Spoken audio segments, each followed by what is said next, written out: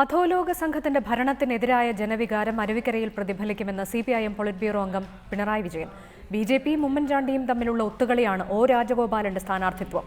VS. Achuthanandan പാർട്ടിയുടെ സമുന്നത നേതാവാണെന്നും അദ്ദേഹം നിർവഹിക്കുന്നത് രാഷ്ട്രീയ ദൗത്യമാണെന്നും പിണറായി വിജയൻ അരുവിക്കരയിൽ പറഞ്ഞു. നാടിന്റെ അഭിമാനം സംരക്ഷിക്കാനുള്ള അവസരമാണ് അരുവിക്കരയിലെ വോട്ടർമാർക്ക് കൈവന്നിരിക്കുന്നത്. അധോലോക സംഘമാണ് സംസ്ഥാനത്തിന്റെ ഭരണം കൈയാളുന്നത്. സർവ്വമേഖലയിലും അതിഭീകരമായ അഴിമതി കൊടികുത്തി വാഴുന്നുവെന്നും പിണറായി വിജയൻ പറഞ്ഞു. ഈ അധോലോക സംഘമാണ് കേരളം ഭരിക്കുന്നത്. മന്ത്രിമാര് കൂട്ടത്തോടെ അഴിമതി നടത്തുന്നതിന്റെ തെളിവുകൾ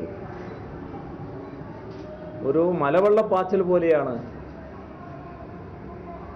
നമ്മുടെ കേരളത്തിൽ വന്നുകൊണ്ടിരിക്കുന്നത്.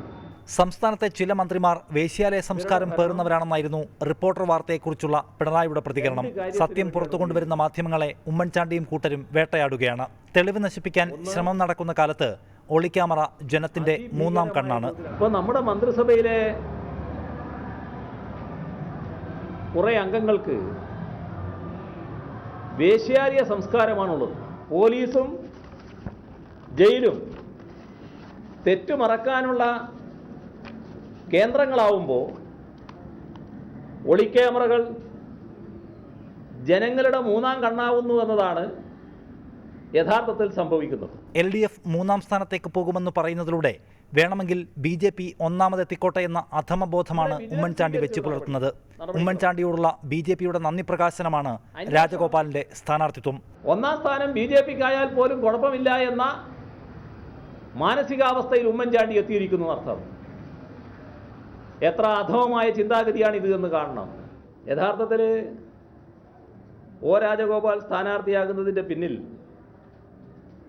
ഉമ്മൻചാണ്ടി കൂടി പ്രവർത്തിച്ചിട്ടുണ്ട് എന്നതാണ് വസ്തുത. V.S. അച്യുതാനന്ദൻ പാർട്ടിയുടെ രാജ്യത്തെ സമുന്നതനായ നേതാവാണ്. പ്രചാരണ രംഗത്ത് V.S. ചെയ്യുന്നത് അദ്ദേഹത്തിന്റെ രാഷ്ട്രീയ ജോലിയാണ്. അതിൽ UDFന് വേവലാതി വേണ്ട. V.S. അച്യുതാനന്ദൻ എന്ന് പറയുന്നത് ഈ പാർട്ടിയുടെ CPIMന്റെ ഇപ്പോൾ സ്ഥിരമായി ക്ഷണിക്കുന്ന സെൻട്രൽ കമ്മിറ്റിയിലെ അംഗമാണ്.